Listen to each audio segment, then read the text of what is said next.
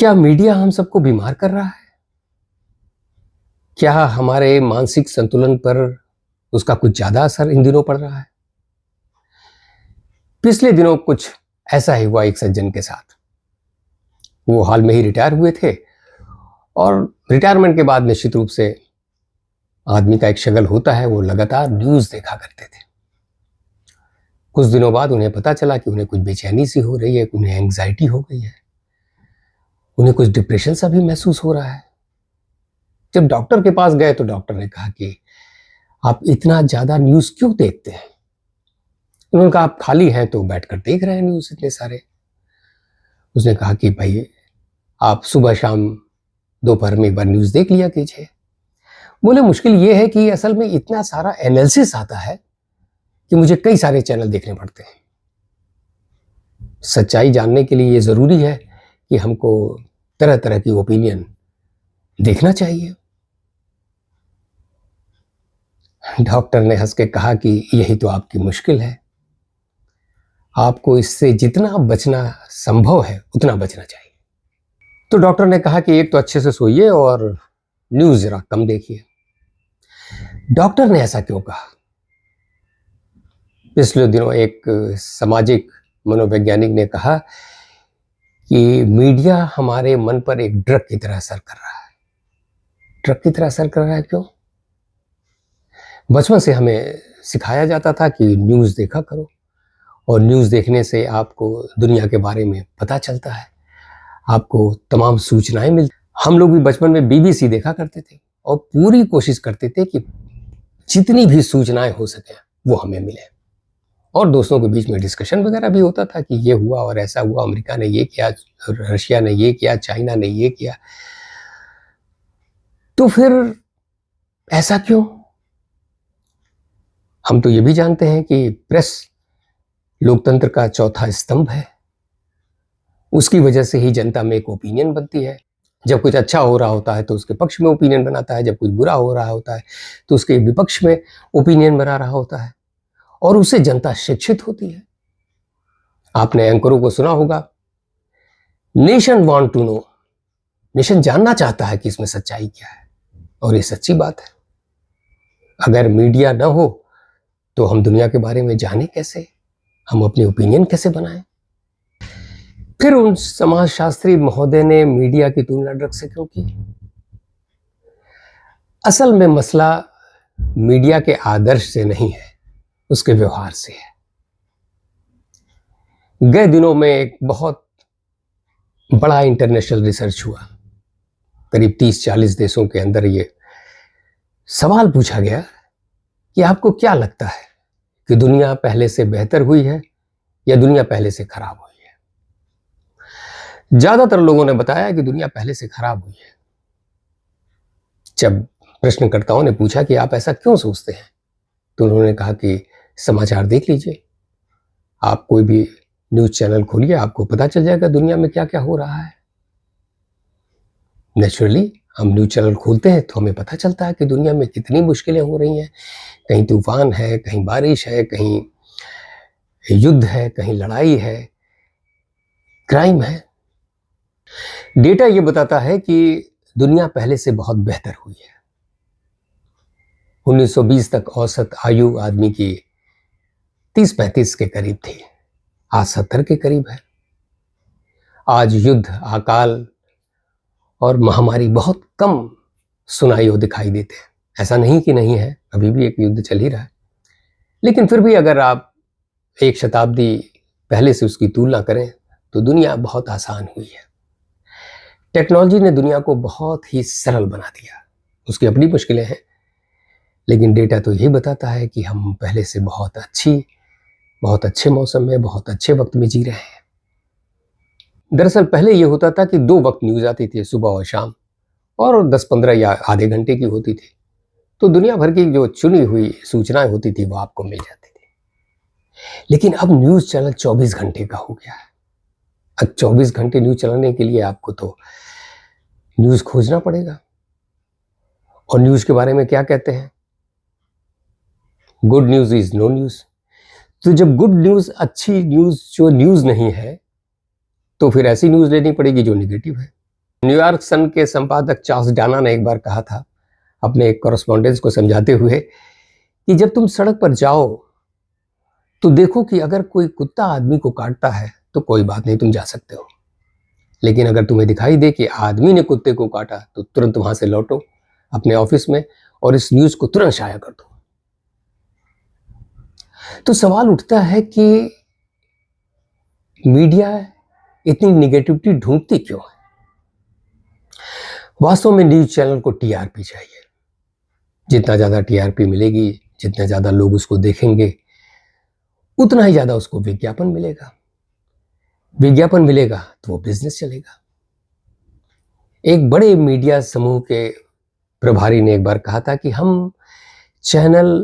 News channel news के लिए नहीं चलाते, हम विज्ञापन के लिए, हम एडवर्टीजमेंट के लिए उसे चलाते हैं। उनका कहना सही था और उसमें व्यापार की एक सच्चाई अपने आप में उजागर हो रही थी। कैथरीन ग्राहम, जो वॉशिंगटन पोस्ट की लीडिंग लेडी थी, उन्होंने एक बार कहा था कि दरअसल न्यूज वो है जिसे कोई दबाना चाहता है, बाकी सब तो विज्ञापन है। तो पूरा न्यूज चैनल विज्ञापन पर खड़ा है। और न्यूज चैनल की मुश्किल यह है कि आई बॉल अपनी तरफ आकर्षित करने के लिए उन्हें निगेटिव न्यूज की बहुत ज्यादा जरूरत है। तो दरअसल हम क्यों आकर्षित होते हैं निगेटिव न्यूज की तरफ? हमें पता है कि इसका सूत्र हमारे इवोल्यूशन से आता है। हमारे पूर्वज जो जंगलों में रहा करते थे, तब वो हमेशा आशंका से घिरे रहते थे। अगर वो डरे ना हो, अगर वो आशंकित ना हो, तो मृत्यु बहुत जल्दी हो जाती थी। उन्हें हमेशा ढूंढना पड़ता था कि कहाँ अपने को बचाने के लिए कौन कौन सी चीज़ों पर हमें नज़र रखनी है, हमें कैसे कैसे अपने को सुरक्षित रखना है। और लगातार वो डरे रहते थे, आशंकाओं से घिरे रहते थे। और यही प्रवृत्ति आगे चलते चलते हमारे अंदर एक निगेटिव बायस बना देती है, और उसमें हमारे डिफेंस मैकेनिज्म का एक रोल छिपा होता है। जीवन हमें बचाना चाहता है तो हमारे अंदर एक प्रवृत्ति होती है निगेटिव बायस की कि जहां कहीं भी मुश्किल हो हमारा ध्यान तुरंत वहां जाता है, कहीं से मेरे साथ तो ऐसा नहीं हो सकता। और न्यूज चैनल आपके इसी निगेटिव बायस का फायदा उठाते हैं। आपने स्पाइडरमैन फिल्म देखी होगी। उसमें जब स्पाइडरमैन प्रकट होता है तो वो लोगों की मदद कर रहा होता है, पर उस शहर के जो डेली न्यूज के चीफ थे, जो संपादक थे, उन्होंने कहा ये तो बड़ा गड़बड़ है। स्पाइडरमैन की नेगेटिव छवि बनाओ ताकि लोगों के अंदर उसके प्रति डर पैदा हो, और जब डर पैदा होगा तो लोग ज्यादा खबरें देखेंगे, ज्यादा खबरें देखेंगे तो हमारा समाचार पत्र ज्यादा बिकेगा। पिछले दिनों आपने देखा ये होगा कि एक महाशय टेलीविजन पर चीखते रहते थे कि चैन से सोना हो तो जाग जाओ। गलत नहीं कर रहे थे, वो बता रहे थे कि आपको सतर्क रहने की जरूरत है। पर आदमी का मन बार बार ये देखने की कोशिश करता है ऐसी कौन सी चीज है जिसे हमें देखना चाहिए और हमें जाग जाना चाहिए, जबकि डॉक्टर तो बताते हैं कि भाई हमें सोने पर, अपने स्लीप पर बहुत ध्यान देना चाहिए, लेकिन ये शख्स है कि बताते हैं कि हमेशा जाग जाओ। आप चैनलों पर देखिए, दुनिया भर की चीजें, आपके सीरियल्स भी में तमाम निगेटिविटी होती है। सच्चाई तो ये है कि निगेटिविटी ना हो तो कहानी ही नहीं बनेगी, लेकिन लगातार आप उसी में शामिल हैं। आपने मनोरंजन के लिए 1 घंटा 2 घंटा देख लिया, लेकिन आप लगातार देख रहे हैं। एक रिसर्च बताती है कि भारतीय महिलाएं बहुत ज्यादा क्राइम देखती हैं। क्यों? उसकी वजह है, असल में औरतें अपने परिवार को सुरक्षित रखना चाहती हैं, और इसीलिए वो सारी सूचनाएं ग्रहण करना चाहते हैं, इकट्ठा करना चाहते हैं जिससे उनका परिवार सुरक्षित रहे। वो देखना चाहते हैं कि वो खबर जरूर पढ़ेंगी कि कहाँ किसी के बच्चे का अपहरण हो गया, कहाँ किसी के पति के साथ हो गया, कहाँ कोई एक्सीडेंट हो गया, कहाँ कोई चीज़ ऐसी हो गई, ताकि उन सब चीज़ों को समझकर वो अपने परिवार को सुरक्षित रख सके। और इसी में वो बेचारी धीरे धीरे बीमार पड़ने लगती है। ठीक है कि हमारे अंदर निगेटिविटी बायस है और उसे न्यूज़ चैनल और समाचार पत्र वगैरह इसका फ़ायदा उठाते हैं और अपने प्रोडक्ट बेचते हैं, लेकिन हम इससे इतना प्रभावित क्यों होते हैं? उसकी वजह हमारे अंदर एक और बायस, एक और पूर्वाग्रह है, और वो पूर्वाग्रह है अवेलेबिलिटी बायस। जो कुछ अवेलेबल है, जो कुछ दिखाई देता है, जो कुछ हमारे इर्द गिर्द है, उसी से हम अपनी ओपिनियन बनाते हैं। अब हमारे इर्द गिर्द इतनी सारी निगेटिविटी है, इतने सारे चैनल है, उसमें तरह तरह की बुरी खबरें आ रही हैं।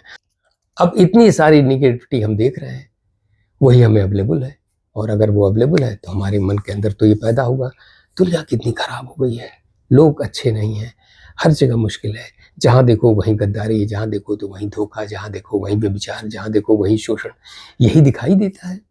और जब ऐसी ही सूचनाएं हैं तो हमारा मन तो ऐसा ही होगा। अब मुझे को ही देख लीजिए, मैंने अपने इस वीडियो में जो टाइटल लगाया है कि क्या मीडिया आपको बीमार कर रहा है, मैं तो ये भी लिख सकता था ना कि मीडिया के प्रॉस एंड कॉन्स क्या हैं, मीडिया की अच्छाई और बुराई क्या है, पर मैंने तो यही लिखा है कि क्या मीडिया आपको बीमार कर रहा है। क्यों? इसलिए कि शायद आप आकर्षित हो। बहुत सारे लोग ये सोच सकते हैं कि क्या सच्चाई में ऐसा है।